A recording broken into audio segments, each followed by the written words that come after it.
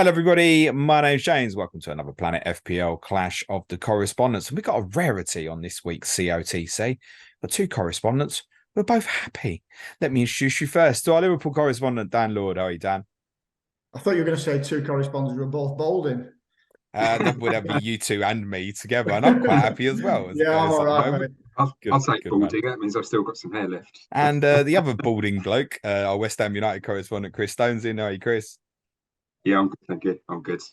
Good. Yeah, it's three smiling chaps. I don't know what to do on this one. It's a bit weird. But you lost this week, Chris, so I don't know what you're really smiling about, but good start. We'll come to you in a second. Dan, you must be quietly pretty delighted with the points Liverpool got on the board so far from that first five, mate. Yeah, I am, mate. We had a tricky start on paper, and we still have a few tricky games to go. But we've done all right, and we've played all right as well. I thought it'd take a little bit longer for things to kind of fall in place, and we haven't really kind of started clicking yet either. So it's good to kind of get them points on the board, with still more to come, you would hope. Yeah, it's interesting though. You've been losing in 3 games. And it reminds me a lot of the title winning team when we used to have your assets and it was every week. It's like, oh my God, they can't help but concede a goal. Is there a little bit of that going on? Is this moving back towards old Liverpool in a very new style? I mean, Klopp spoke about it last week, didn't he? He didn't say this is like like an upgrade or a regen or whatever. He said, this is a new start. This is a different Liverpool. This is a different version. We're not the same. We've not got the same personnel. We're playing it a different way now. And that's basically having quality and in midfield as well as legs. We relied a hell of a lot on the front three, didn't we? In the Mane, Firmino, Salah days. We've moved away a little bit from that now, and the way we play is completely different. We're not completely different. So I don't think it's a case we're going to outscore teams like we did in the early days way back when. I think we might just outrun teams and outstrength teams at the moment, it's looking like. Well, that was a major flaw last year, wasn't it? The legs in the team, which the likes of Szoboszlai, I think particularly, has really given that back. We've seen faults so far. I think, the start against Bournemouth was weird. The start against Newcastle, which you hung on and then the result is phenomenal. The first half on Saturday at Wolves was not good at all. But the way Klopp fixed it tactically in the second half and produced basically what I believe was a one-off system to fix the game, and basically went not too dissimilar to an old-fashioned 4-2-4, basically. And that's miles away from the traditional title-winning 4-3-3, and that wasn't inverted either. I mean, he had Joe Gomez inverting in the first half at Wolves. Scrapped that, went back to traditional fullbacks, and he just steamrolled at Wolves, didn't you? Yeah, and I think that's what he's got now, hasn't he? He's got that personnel to shift things up and do a little bit different. I thought Szoboszlai has been amazing, and in that game he was as well. He just runs and runs and runs, but he's got quality with it. And that was the switch, putting him and Curtis in the kind of holding role, reverting to a flat back forward, letting Robbo fly on, and like you say, 4-2-4 and just attacking, and we blew him away second half. It was just a matter of how many. And Chris, you've had a good start as well. I know it was obviously defeat the City at the weekend, but you were winning. You've beaten Chelsea, you've beaten Brighton. It's a good start, no? Very good start. Yeah, I mean, I would have taken 10 points. I mean, probably would have thought not that we would have beaten Bournemouth, but when you look back in terms of that was probably our worst result, really, because we obviously didn't win, getting that draw. But yeah, the performances have been good, built on what obviously happened end of last season, winning the Europa. It's a little bit of a surprise, obviously, with Rice not knowing what was going to happen there. I think Alvarez coming in has made a difference in the sense of he's purely defensive. That is what he is. He doesn't want to be anything else. I mean, at the time, obviously, Rice leaving, that was a huge blow, as everyone knows, and no one would say any different. But the way it's turned out, it's almost, as bizarre as it sounds, losing a player like Rice, it's almost been a blessing. Team stronger? Yeah, I think we are. I think we are. As a whole, as individually, he's a massive player. He's not gonna say otherwise. But I think it's made us better overall. I think part of what it is, I think, unfortunately, with Rice, he wanted to be more, and maybe that was to the detriment of maybe certain players. Certainly was for Suchek, in terms of what he was being asked to do. It wasn't his strength being a defensive player. He was more defensive than what he should have done. And maybe it's given a couple of other players a bit more license. I don't know. It's strange. I mean, it's probably a combination of winning that trophy, that kind of buzz as well. Bloody hell, Chris, you mentioned it twice already. We've got it. How was it when you were playing City at the weekend and you were singing to each other, "Champions of Europe, we know what we are," to each other, like that nice? That was it, yeah. Yeah, it was. It's weird. There's a bit of. I'm saying on Twitter. There's a bit of a love-in between West Ham and City. I don't know quite where it's built up, but yeah, that was quite funny, really. Very, very interesting. I want to touch on pre-season conversations that we had with both of you, but just before I forget, Dan, Mo Salah was obviously heavily linked with this move to Saudi Arabia. Did you ever feel like that was going to happen? Yeah, I personally did. I had an inkling that I think if that talk had come up a couple of weeks before, I think almost definitely. I don't think Salah would have turned it down. It was more just the fact that it came so late. I think Klopp said we can't lose a player of this kind of stature this late in the window, and maybe resign to the fact it might be next summer now that he goes. I mean, a lot of people are talking about, oh, well, Salah's, a lot of these people are going at the end of their career. Salah's going to be a Ronaldo probably. He'll still be playing 37, 38. He takes care, he's one of the fittest. Well, he is the fittest at Liverpool now. And he'll just keep going and keep going. So he may think that, I've got 3 or 4 years still left in the Premier League here. He's one of them, and when he takes his shirt off and stuff, it's like, oh, don't do that, mate. You make me feel shit about myself because he's in such amazing condition, isn't he? He's not even got a 6-pack. It's like a 10-pack. And I don't know what. Yeah, he's just. And I saw a video the other day, and they were talking. It was an interview with McAllister, and they asked him who's the strongest player at Liverpool? And he's like Van Dijk, and he was like, no, Salah. Salah's the strongest. He said, oh, interesting. In the gym. So he's a beast, and he comes across that way. So anyway, we digress. Yes, I thought I had an inkling he would probably leave, and I think if it was a bit earlier in the window, he may have done. I just thought if they offer over 200 million and they're offering him whatever it was going to be, stupid amounts of money, wasn't it? He might just want to leave and just say, look, can I go? But luckily he's staying, and I don't think it'll come again in January. I think it's at least, he's going to last the season, I would have thought, and hopefully more.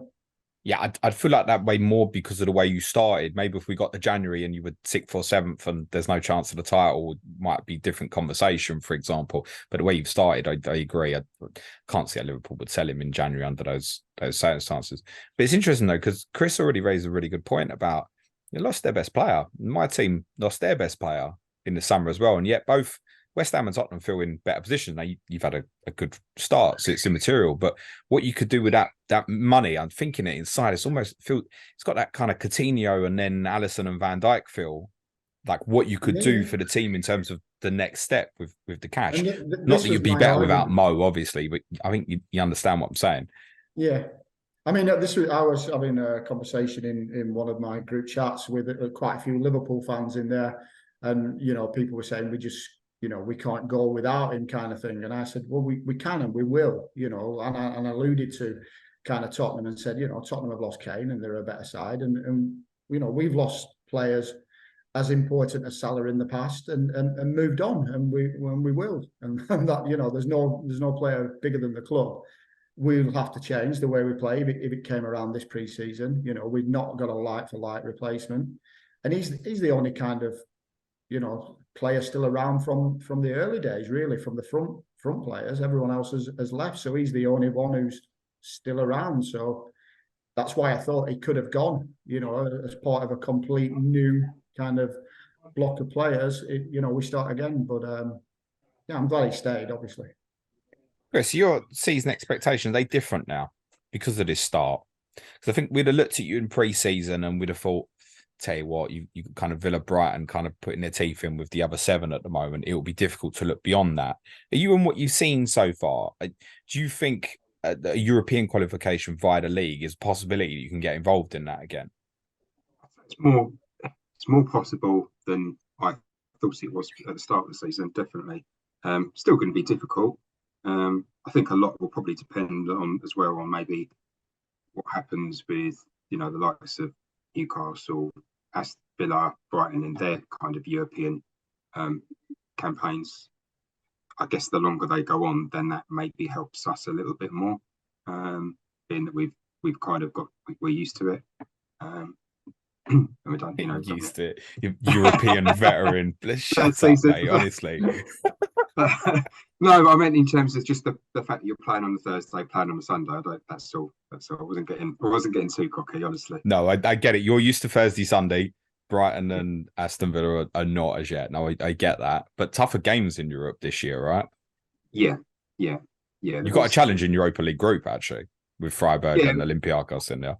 Yeah, they're not easy teams. I mean, certainly Olympiacos, obviously they've Champions League sort of pedigree, haven't they?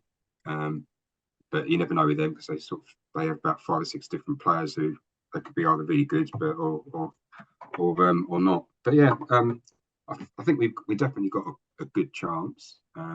We started very well against teams maybe that. I mean, Chelsea haven't started great, but even so, beat 3-1. The Brighton result, I guess, is the outstanding one because they played well. I feel like things have gone for us in a couple of situations. That's helped. But I think sometimes when you're working hard, you're playing well. Sometimes you make your own luck, and there's an element of that. All the attitude and the work ethic, that's what it's kind of built on very, very solid foundations. Yeah, and the club feels a little bit more harmonious. We were kind of suspicious in pre-season that there was problems with Moyes and the director of football and agreements on signings. You had a number of new signings come in who've settled very well, and you've got Mohammed Kudus to come into this as well. Does it feel more harmonious about West Ham? Is that just off the basis of some very good results, such as Chelsea and Brighton? I guess that always helps. I mean, if you don't have those results, then there's always going to be an element of the fan base which is going to pick up on anything anyway, but that gathers more momentum if you're not doing well. I think the whole Rice thing, the way it all came out with Sullivan, there was a lot of ill feeling, I guess, and a lot of worry when we weren't making signings like there always is for a lot of clubs. But I think gradually, I think they've worked on that. They've obviously Moyes has come out and said about Steiden and that kind of thing, so they've kind of quelled that. So there's not anything going on there, at least publicly anyway. But yeah, it does feel more harmonious. I mean, when you go to the games, it feels that way. There's not that negativity which I thought there could have been. Okay, Dan. Next 3: West Ham at home, Tottenham away, Brighton away. What's an acceptable points return for Liverpool from those 3 games? What to actually put a challenge in for the title? That might be where the question is leading to. Yeah. I'd take 5 points, 5 or 6 points. But I think if we want to be real and challenge City, we've probably got to get at least 7. Is that the target now after this start? As in to challenge for this title? I think we're still a work in progress, and although we've had good results, I do think we're going to have a few blips, and these 3 could all be blips. The 3 good teams, 3 teams who are full of confidence as well. So I'm not getting carried away. We've had some good results, and we've had some moments in games of good performances, but we're still. We're definitely beatable, and we're not, trouncing teams. So there's a lot still to work on, and Klopp knows that, and I think he'll be quietly chuffed and surprised of the points we've got on the board already as well, because I doubt he expected it. Yeah, I mean, particularly the Newcastle result. That feels like if you achieve something at the end of the season, that might be your biggest result of the season, the way it unfolded, being down to 10 men and the late goals through Darwin Núñez. What if it's 9, Dan? What if you win these 3 games and then afterwards look at Everton at home, Forest at home, Luton away, Brentford at home before you go to the Etihad? Yeah, I mean it's possible, isn't it? I said pre-season. I said I think we'd finish second or third. I mean, City are City. I think City lack a bit of depth, in my opinion, particularly in the attacking positions. All it takes is for them to get a couple of, long-term injuries, and then, who knows? We've got Europa League. We're new to that for a few years now. How are we going to approach that? I'd hope they'd predominantly play second team and actually on the training pitch Monday to Friday, we concentrate on setting up for the league and not really so much so on the European games. Pain in the arse. Would you rather not be in it? Yeah, I'd rather not be in it, and I'm sure the owners and the team would still prefer to be in it. I think he's always made a massive thing about kind of training in the week specifically for the game at the weekend, and when you've got European football, you just can't do that the same. He's always made a massive point about it as Klopp, and I mean, it's obvious that it is an advantage. And do we use it as an advantage or not? I think tomorrow will kind of tell us a little bit more. I think the way he's thinking on what kind of team he puts up. I don't know. Hopefully. Yeah, first game, we should clarify, we're pre-recording on Wednesday night. First game against Lask Linz, who my team played in Europa a couple of years ago in a knockout stage, in fairness, but you shouldn't have any too many dramas there, mate. And Union Saint-Gilloise is an amazing story from Belgium, but shouldn't cause you too many troubles, similar to Toulouse from France's challenges there. But you're going to breeze through it with your eyes closed, aren't you? I would hope so. Yeah. It's been a nice draw, actually. Nice, short journey. Localish, yeah. Yeah, short journeys, decent sized clubs, and yeah, I think. But I'm not that bothered, to be honest. If someone says you win the Europa League, or you make a real title challenge, which do you want? I'd rather have the title challenge and leave the Europa League. Really? Even though it's the trophy on the board, it's getting harder to bloody win things, isn't it? And I know it's only just over a year ago since you 2 games from a quadruple, right? But still, putting trophies on the board shouldn't be sniffed at, right? No, it shouldn't be sniffed at, but I don't put that much value into the Europa League. I know it is a trophy, and I'm sorry, Chris, and you had your win last year, but for me, it ain't even a trophy. It's like a Channel 5 knockoff or something. But for me, it's all about Premier League and Champions League. I'm not bothered about anything else. I really, FA Cup, League Cup, I'm not really bothered about them either. Chris, are you bothered by how much of the ball West Ham have? Does that No, bother you? And the reason I ask that is because every West Ham fan I've known over the years is West Ham way and all that. But actually, the way you beat Chelsea, the way you beat Brighton, the way you tried to play against Man City, that's nobody's West Ham way, is it? Really, you're 17th for possession stats so far this season. Yeah, I mean, to be honest, they're still entertaining. I know that I wouldn't say they're any less entertaining because if we had the ball, or any more entertaining if we had the ball more. I think they've been effective is what they've been. They have had attacks. They might not have had 10 attacks. They might have had 4 attacks, but they look dangerous in those situations, and they're effective. I don't think it's quite how we were playing before, where we were just playing on the break. There's a solidity to it, but they're building from that rather than just last season was far worse.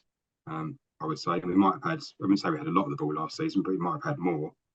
But when we get the ball, we look like we're trying to do something. We're making an effort. We're threatening going forward. So it doesn't bother me. At the end of the day, we've got the results, and it's not just a case of a smash and grab and that kind of thing. Like I say, I think we've just been effective in the attacking third. Okay, Dan. Any doubt about Virgil van Dijk coming back in the team at the weekend? No, none whatsoever. No. You know what the critics will say, won't you? Yeah. I'm not buying into it. I told you pre-season. He's still amazing. He's still amazing. It's because he was that good before that he has the odd bad game, and everyone calls him out on it. He's still commanding at the back. He's still, it was a stupid challenge in the Newcastle game that got him sent off. But I still wouldn't have any other centre half in the Premier League over Verge. Who plays with him at centre back, do you think, on Sunday against West Ham? Because that's kind of a choice. That's a choice between three now, isn't it? I think with the strength of Antonio, I think it'd have to be Konate. Okay. Was Konate not fully fit to come back in against Wolves? Was that the thinking? He trained. He'd had 2 sessions, is what Klopp said. So I think they just didn't want to. He's a bit injury prone, isn't he? As we know, and I think they just didn't want to throw him back in. I think the game played out like you said at the weekend that he had to come on towards the end. Kwanzaa he couldn't anymore. He had nothing left. Yeah. I was dead impressed, actually. I thought he did all right. Yeah, he did good. Yeah, I saw him for England's kids, not this summer, the summer before, the under-19 winning team. He might have been captain, I want to say, maybe. He did all right, yeah. Yeah. So, no, I think Verge comes straight back in with Konate, and Gomez will probably stay at right back if Trent's not right, which I doubt he will be. I think Trent is almost definitely out of at least this weekend. The Tottenham game in 7 is probably a more realistic target, subject to how much he trains in a week. Maybe if you get minutes in the Carabao against Leicester next week, something that may actually help. I think the reason I thought Saturday was so impressive as well is it was the first time it really kind of dawned on me that Van Dijk was such a miss actually in that first half. And it wasn't the defending, it was distribution. Because what Trent did in the Villa game was he was disappearing in the centre-back positions himself and just pinging it wides everywhere. I'm watching that game and I'm like, Liverpool got no outball, yeah? No. But literally nothing from... And because you do, right? You do go quite direct. I think more than we think. Like Liverpool attractive football, and it is. But actually, one of the things is when teams come into you, I don't mind Van Dijk into Salah or Trent into Diaz and those diags. You ain't getting Gomez or Matip or Robertson particularly playing them passes, and you just so struggled with that. And that's why the tactical tweak I thought was so impressive at Wolves at the weekend. Yeah, in seriousness, I would have no doubt about Van Dijk coming back in the team. But does that mean the raiding we saw from Andy Robertson in that second half can't happen again? Does he have to put brakes on a little bit more because they don't want Van Dijk getting dragged out into fullback positions? I don't think so. I did hear that narrative somewhere that they don't like that. It was never an issue before when they played really marauding fullbacks with the two of them. I think that's just with the position that they were playing Trent in, that they kind of held Robertson back. I don't think now he's not there for these games. I think he'll be given a bit of a license, Robertson, for a few games. Short-term pump for FPL managers. It's number on wildcard this week. Could you look at it for a week or so? It's on a short term, isn't it? I think as soon as Trent comes back, we revert to what we were, and he holds his position a lot more. Yeah, I wouldn't be surprised if he did quite well again this weekend. And he's obviously popped up in quite a strange position where it's worth saying he starts the attack as the deepest defender from a corner that's got cleared, which is why he ends up centrally. We may see more of him at the weekend further forward, and he's probably on a few more set pieces with Trent unavailable. But yeah, I really feel like that's a short-term thing. What about Mo, Dan? There's a lot of talk about his flipping fixtures, game week 9. As many will be struggling to get there. What's your take? Has he got to go in by the point the Merseyside derby comes around for you? I mean, he's just ticking over nicely already, isn't he? It's what I said pre-season. You guarantee points, aren't you, with Mo? For sure. And yeah, I knee-jerked at the weekend, even before, straight after the Liverpool game. I wildcarded. So I'd had enough of the shower of crap I had on the pitch, and I brought Nunez and Salah straight in.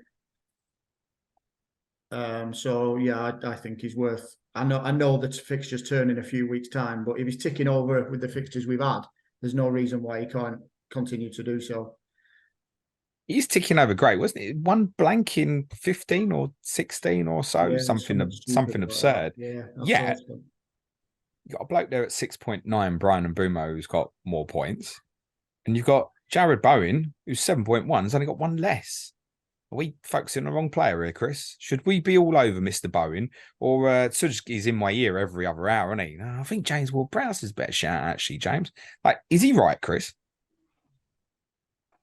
It's a close call. I'd say that Ward-Prowse would be the safer pick, because he's pretty much, I wouldn't say guaranteed points, but he's got the set pieces, and we're, Zuma had a chance on Saturday. We're more likely to score from corners. He takes pretty much all of the corners. Bowen takes the odd one or two.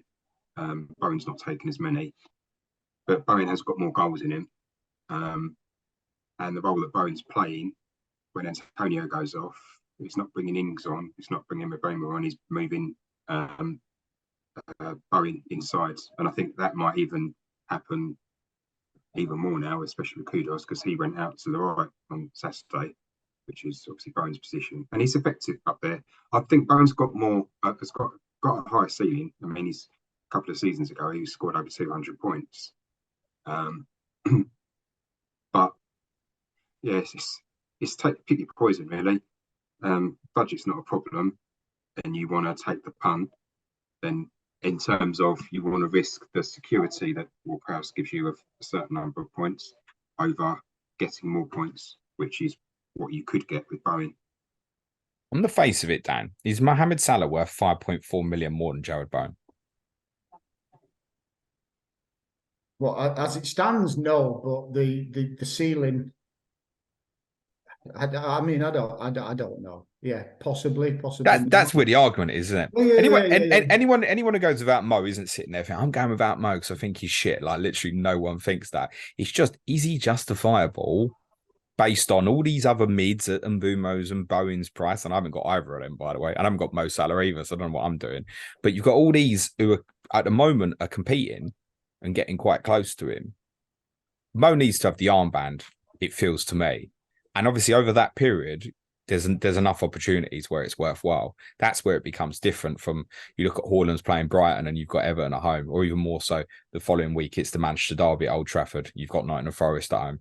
These are the ones you start looking at and thinking, yes, this is where we were at with Mo, stick the armband on him.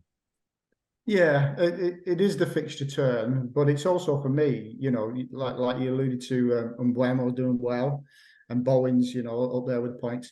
But they could literally go like 6-7 matches and not put anything on the board, where that just will not happen with Salah. It just won't happen. So it's that consistency that you get with Salah and the ceiling that comes with it. Okay, at the moment we've only played 5 game weeks, and one's higher than the other and one's dead close. But come the end of the season, I think the gap will be a lot bigger. Yes, it's just a question of whether it's big enough to be, and it's not like you can't have both, of course, right? Or even all three if you want to add Mbeumo in there. There'll be someone listening to this, no doubt, who's got Mbeumo, Salah, Bowen, and Saka and Maddison, maybe even as the top 5, and that's their midfield 5 at the moment. It's quite conceivable. I absolutely get that. Chris, do you think you'll treat Europa quite seriously? I think Dan said not that bothered, and I think we'd be surprised, for example, if Salah plays tomorrow night, Dan, on Thursday night. I don't think he'll play. Okay. Do you expect Bowen to play, Chris, against your Baka Topola, that well-renowned team that you've got on Thursday night?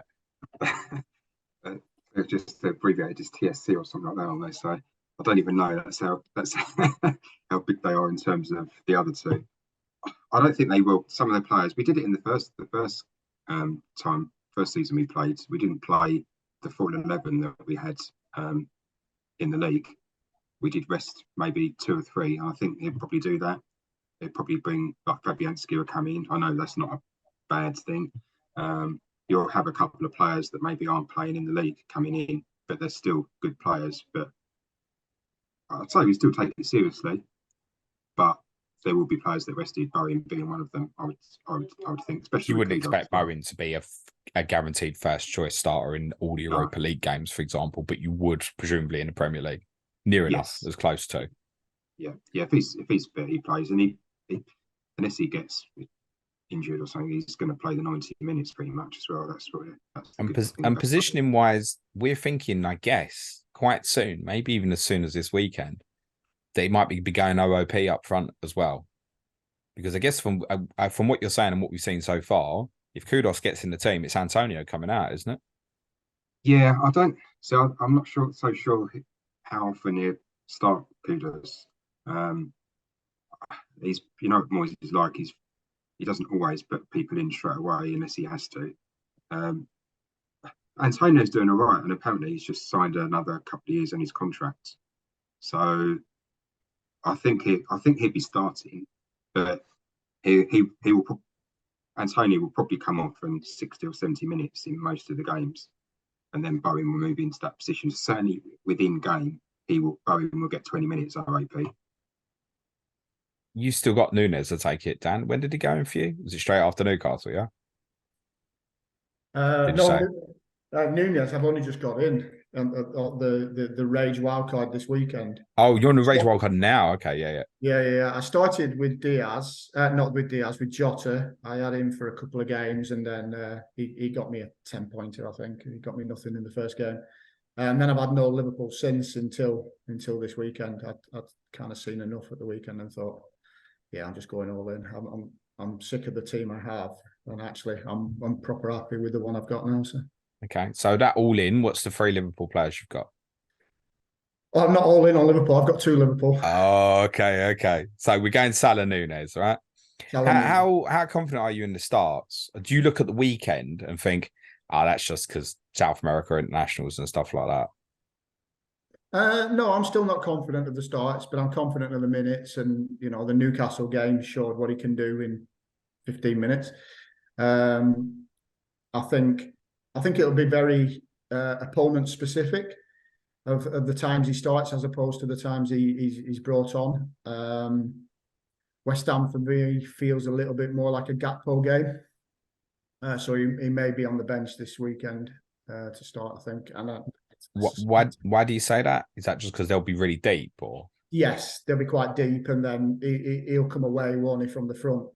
Will Gakpo come and get the ball deep and hopefully create spaces behind for Diaz and Jota, Salah, whoever it may be. So you think there's a good chance Nunes won't start on Sunday, but you still intend to start for him to go in the wild card? That's quite a statement. The 2 fixtures afterwards are tough. It's fair to say, Tottenham away, Brighton away, and then it's Everton at home, but they'd also be deep. And that's also a 12:30 kickoff. Sorry, Jurgen. Straight after another international break. I was sick of Watkins getting me 5 points every week. I just want something a bit more. So, did you not want to be sick of Alvarez's points? Or I've got Alvarez as well. Okay, you've gone full on South America. You'll have no one in game week 9, mate. I've got a good bench. So you going Haaland, Alvarez, and Nunes, are you? And Salah. And Saka and Maddison. Wow. I mean, you're not going to get much of an argument, mate. How many Luton and Burnley 4.0s have you picked? None. I think my worst player is Gusto, 4.2. Yeah, I mean, if you got him in on value, stay for them now anyway. I don't think that goes without saying, to be honest. No, I've got a Wolves player. I'll tell a lie. I got Doyle. Oh, 4.4? Yeah. That's interesting. Palistri started in Munich. Oh, no, it's Manchester United. You don't want to go down that road, do you? No, not at all. Go James McAtee, Sheffield United. Yeah, I did look at McAtee as well. You won't end up in the treble Sheffield United, mind you. You're not going to end up with treble Wolves either. So you're pretty safe. And you're never going to start these guys either. Whatever. You got any cheap midfielders knocking about, Chris? Yeah, I've got Matoma.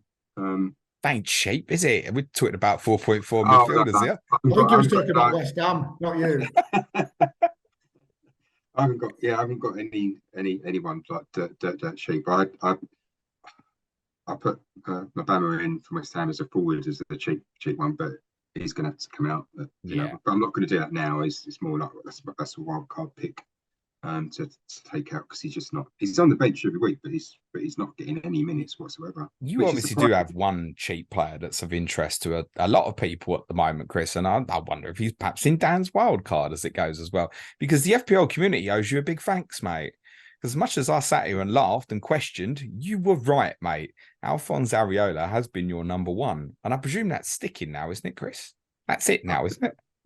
Yeah, I mean, it has to be something pretty catastrophic for him to come out, because he's taken his chance. I mean, my rationale, I know you spoke about research, but my rationale was what proved to be the case in the sense of, if they don't put him, if he doesn't go in, then why is he going to stay? And they obviously wanted to keep him, so it was a little bit of maybe had to force his hand. But he's been absolutely amazing, and in a funny way, he's quite entertaining because he does sort of. He's a little bit. He's acrobatic, and sometimes you think, well, that's a little bit for the TV cameras. But it's like, but on Saturday, he made about 3 saves in the space of about a minute. And like Man City had like 4 shots in target. When you look at their stats, 4 of them were in that 1 minute where it's just pinging around the box. But he's been absolutely superb. He's been so good. There's no way he's getting dropped because there's nothing to drop him for. Oh, is that a dig at Flappy after his comments? Because he wasn't happy, was he? No, he wasn't happy. I mean, I know I wasn't a dig at him for that, but I don't know. I can understand he was upset, but he totally. He went about it the wrong way, didn't he? Yeah, completely the wrong way, really. And just obviously he spoke out of emotion and from the heart and whatever, but it was completely wrong to do. He didn't do himself any favours there. Really. Do you think Flappy will play in Europa? Because obviously last year was the complete reverse. I think he will. Yeah, I think he will. I wouldn't be surprised if he plays in the cup games. Like the League Cup. Well done, mate, because there was some questions for you, mate, about that, and you were absolutely spot on. The best bit everybody doesn't know is after we finished recording, Chris went, I'm not that sure, actually, James. I did say it was the question. So I'm not sure, really. Dan, has Chris just sold you Areola? He's already in there. Yeah. Is your other keeper out of interest? It's Ryan at the moment. Ryan, but I don't know. I don't know whether he's staying. Oh no. Go Areola and Turner. And you can take your pick. Yeah, and you can take your pick this week between Liverpool away and Man City away, and which beating you want worse. I've got Sanchez actually, so I don't know if that's going to stick though with Ramsdale. I think Sanchez has started tonight, hasn't he? It's worth saying once West Ham yourselves, Chris, get to game week 10. I think there's been a lot of talk about Liverpool and Villa and a little bit of Tottenham kind of roundabouts game week 8. Yourselves, Chris, once you hit game week 10, it's a bloody good run for you there as well, which I think is getting overlooked. And therefore, I think for someone like Dan at the moment, he's probably looking at something that's what's okay for the next 4 weeks or so. Like, is it that like Chelsea come into difficulty from 9? So like Sanchez is fine for the next few weeks, but Leno's got a good 3. It's arguably looking for something like that, I'd have thought, Dan. So I don't think you're a million miles away. And then after that, you could play Areola a lot. Yeah, no, I just thought. I started with Onana and Ryan, not Ryan Turner, and right. Onana's been dog shit, hasn't he? And Turner, I'm just a bit skeptical that he might not be in there that much longer. I'm not fair. Sure that Odessa, what's he called, Vlachodimos, is content to sit on the bench. Have you considered Kaminsky? This is well off topic. No. But it's a decent 4, including the double, and then Areola's good fixtures. I'm not buying into this double either. No. The Luton are going nowhere near my team. Well, they will do in game week 12, which certainly looks like another one that's not game week 12, sorry, game week 11 is another potential alternative one for a Mo captaincy, maybe. If you had to go down the route, Dan, of Gakpo, Jota, Diaz, and you were going to go all in for a third Liverpool attacker, where would your money go there? Probably same as what I said pre-season. I'd probably still go Jota, Diaz, Gakpo. In that order? Jota, Diaz, then Gakpo last. Yeah. Okay. What's the thinking behind that? Because on the way I'm looking at, you're going, right, Gakpo probably plays against West Ham. Nunes maybe comes back in afterwards. Jota's behind Diaz, isn't he? Yeah, I think Jota and Nunes will probably start tomorrow, the two of them. So I think at the weekend it'll probably be Diaz, Gakpo, and Salah. I just think Jota is more of a goal threat. He's just a natural goal scorer as opposed to the others. Diaz is going to get a few assists probably on the board, and Gakpo will just get a return every 3 or 4 games, something like that. I think the others have just got potential to hold, to get a brace, to get an hat trick, a brace and an assist or something. I think there's just the ceiling's a lot higher. Okay. Have you thought about Trent? No. I know he's not fit, but have you? Is it just a no, not going now? Is that your take? Yeah, not at the moment. I'm not same as I was pre-season. I'm still not. I think he's better for the team in the position he plays. I'm just not sure he's better from an FPL perspective. Any love for the likes of Kanate if you think he comes back in? It's cheap. I just don't think we've played many clean sheets. It doesn't. We still look vulnerable, and until we're maybe the second half of the season, I might change my thinking if we look a bit more defensively solid. I can't see it at the moment. We still don't have that proper CDM, do we? They might have stumbled across Szoboszlai being the perfect fit for that at the weekend. I think with the tactics they made, I think he suits it better than McAllister does. I know McAllister played it a little bit at Brighton, but McAllister wasn't. He was knackered, wasn't he? You could tell McAllister the journey had taken it out of him. Yeah, I think that was one of the reasons we played badly. I think McAllister was overrun. Well, this is what I mean about thinking about 9 in all seriousness. And we did a piece on Tuesday about looking ahead at rotation. We spoke about you and that early kickoff against Everton in game week 9, just looking at going, right, Diaz, Nunes have not started at the weekend. McAllister did. Looked fatigued, came off at half time. Also think it's worth saying he picked up an early yellow card. And I don't think that helped either, Dan, with the way you were playing. And all Wolves' attacks in that first half were in transition and running at you fast, right? And it was a bit, I wouldn't say duck out of water, but it probably needed a bit more assistance. And actually taking him out there, I looked at that, it was just a bad situation for him rather than always had a nightmare and he's going to be out the team. Like, I don't think that. I just think it was a bad circumstance for him. He's a good player though, Dan. Yeah. He's a good player, and we've not seen the best of him at Liverpool yet. You've seen little glimpses, like with everyone. I think the only person who's kind of we knew was a good player but didn't know was so good was Szoboszlai. He's unreal. That guy is my new favourite. I think. How good is he? What is he? What is he for people who haven't seen him yet this season? What is he? Everything. He's everything. He's a box to box 8. He's strong. He's fit. He's a good passer. Got a good shot. He's got a good cross. He takes corners. He's got a good head on his shoulders. He's got a tackle in him. He's got a foul in him as well, which I like.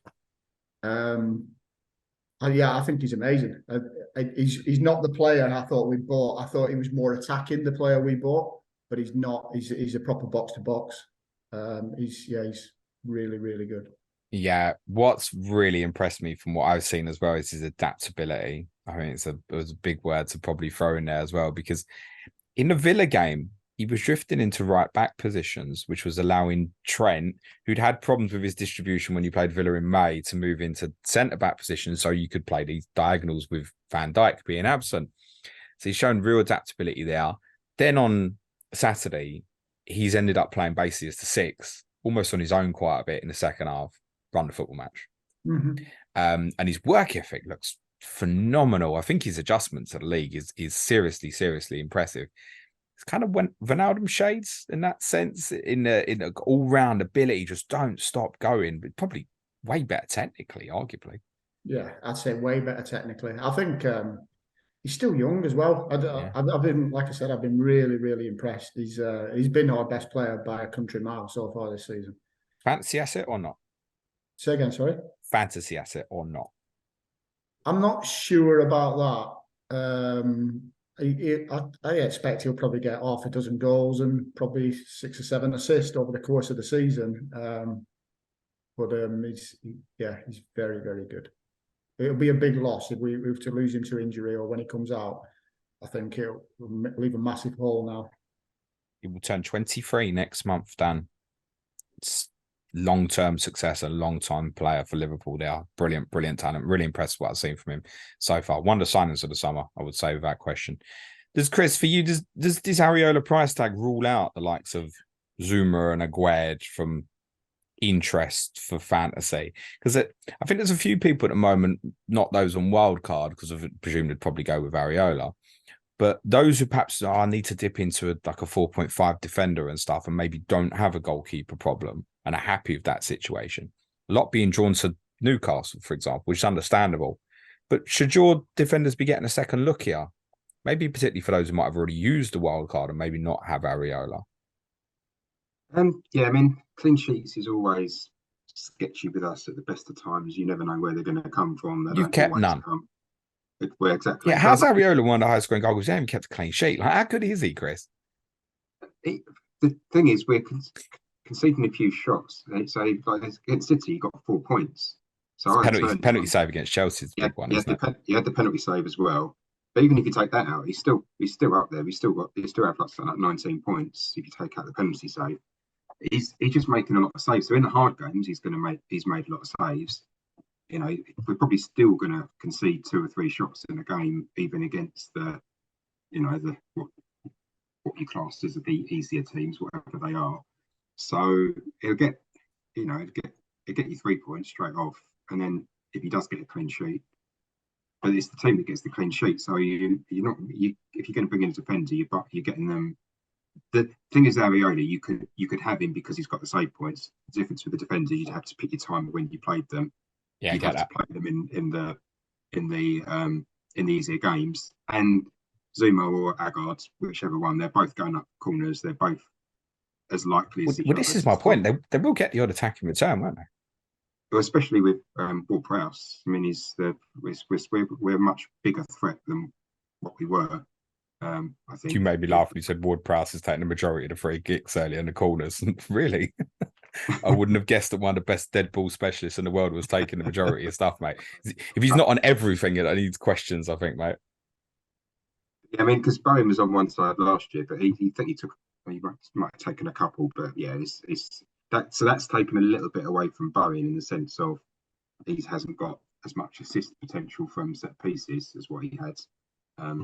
But yeah, I think Ward-Prowse is a great player for us. But the system, he's got a bit more license as well. He's come out because he was saying the other day, but he hasn't got to play maybe the way he did at Southampton. So that part of that game where because he was all over, wasn't he? He did put in a shift.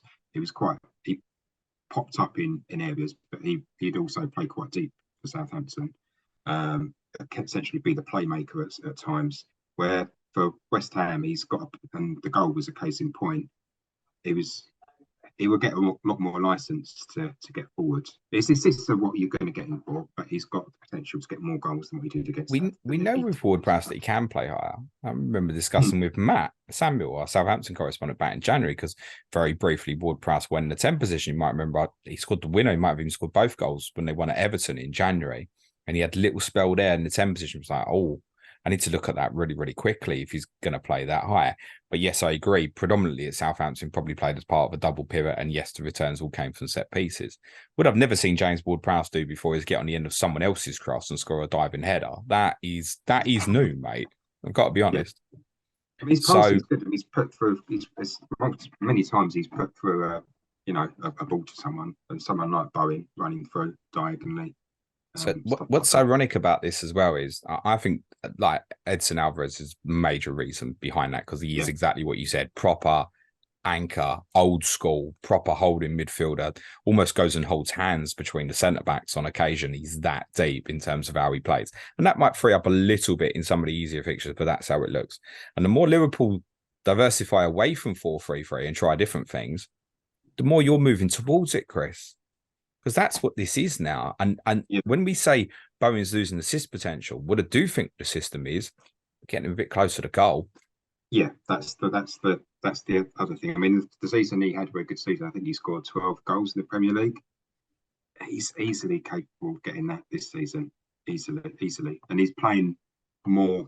He's got more opportunity to be in that central area. And he's already doing it last year. He drifts into the central area at certain times anyway. So, yeah, he's wouldn't be surprised if he got 15 goals. If I knew he'd get 15 goals, I'd just put him in a fantasy team and just leave him there, I think, mate. Yeah, that's the problem. You don't know. You can't be certain he's going to get it. And obviously that comes back to Dan's point about, Salah and that kind of thing. You've got a level of consistency. You've almost got a guarantee if he's on the pitch, he's going to get something. Bowen, you can't say 100%. I think he will, but you can't say 100%. The beauty with Ward-Prowse as a fantasy asset is you could afford to leave him there most of the season. you wouldn't have to take him in or take him out for the easier games because he's got assist like set piece potential. So you'd always kind of tick over even in the harder games. By the way, you did start with Areola, didn't you? I didn't, funny enough, no. I didn't have Fabianski, so I didn't go against myself there. I just didn't have Areola in goal. I can't remember who I had. I think I had Turner, and this is where I went wrong as well. I had Pickford. I thought Everton's fixtures might be a bit of a differential. It was certainly you've made Dan's night, mate. Oh Christ. So have you got no West Ham at the moment, or you just got Mabama? No, I've got Areola because I brought him in because Pickford was so terrible. I thought, I don't care about the fixtures. And Areola was doing well, so I thought I can have him. Yeah, fair. If you had to buy Ward-Prowse or Bowen tomorrow, you would buy. I'd probably go Ward-Prowse. Wow. That's just because you didn't want to disagree with Serge. I was just lining it up for you to say, look, Serge, you were wrong in the summer and you're wrong again now. That's how I was lining it up. If I'm honest, what I'd actually like to do, whether I do it is another thing. What I'd actually like to do, when we come to our easier fixtures, I'd like to have both of them. It's viable. The only thing is, I don't know, you're also going to fit in Saka, Rashford, Maddison, Salah. That's the problem. Everybody else.